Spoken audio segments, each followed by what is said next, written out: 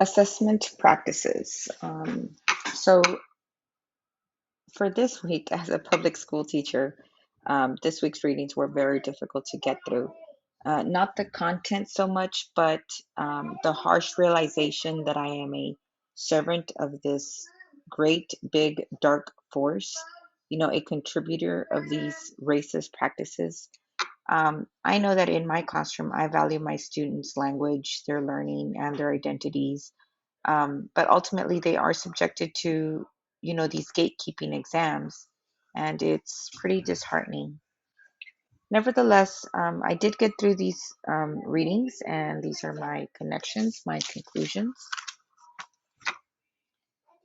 The blog, which pretty much equals singular standards are racist, right? That's the consensus there. We learn here that historically assessments are gatekeepers, or they serve as social sifters. There is this politics of language, the historical colonizing of the Black, Indigenous, people of color bodies. There was this a moment where we're asked, to write, how many A's did we give in our class, and who was awarded these A's. And that got me thinking, even though in my campus, is predominantly Mexican American population or Mexican population, um, there are still differences between who's getting these A's, right? And it's obviously the fluent English speakers, the ones who have the most, command over their sentence structures and language patterns of English, who are getting these A's. Um, but the biggest thing I think that I got from this reading was that idea of, did you understand the message? Were you able to understand what the writer was trying to say? And if the answer is yes, then why are we being so harsh? Why are we returning these papers to them? Why are we having them go through so much when they have clearly been able to provide, a message to us in written format? Next up was the article of the CCCC, which pretty much says that data should be used to make changes in practice, which doesn't happen very often, not that I've seen, in these last 15 years that I've been working as a public school teacher. The CCCC agrees that writing is, a social act, that there should be some social interaction going on through these, the drafting phase and the writing. And when they are picked up to be graded, then it should be a variety of samples coming from different genres and purposes. There should also be a panel of human scorers um, to give, these final grades. And again, I think back to what actually happens at the campus level, and this is definitely not the case. What elements of translingual approach to feedback on writing here? Um, because it's an assessment type, there really isn't much of the feedback. It should be done via peer interaction, but again, it's not happening.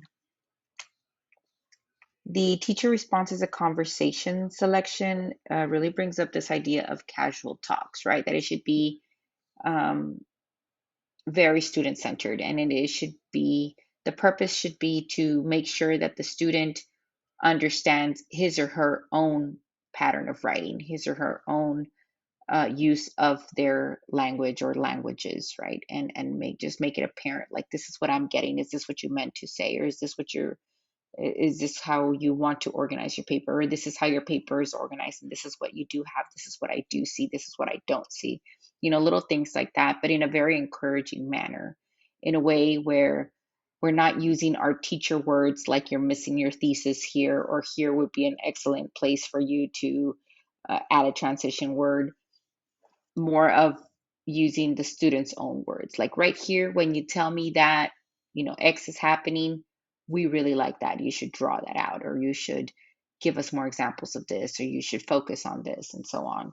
So using student words versus, our teacher words, which really doesn't mean much to them, and it doesn't really help develop them, um,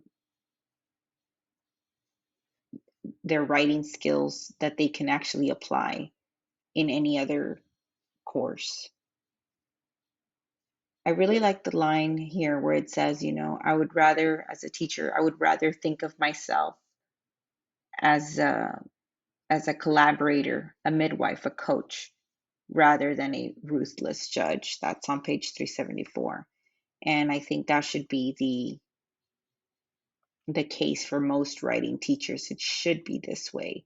We should be having these conversations with our students about their writing, and not in a very harsh manner, but in a very inviting manner, in a way that it encourages, not discourage them from writing, but showing them what they're good at, and how they can improve, um, in a gentle way. Offer advice, collaborate, offer suggestions, be an ally to their voice. Because if we agree that writing is a rhetorical act, then who are we to police these students' ideas, these students' words, these students' language patterns? Thank you.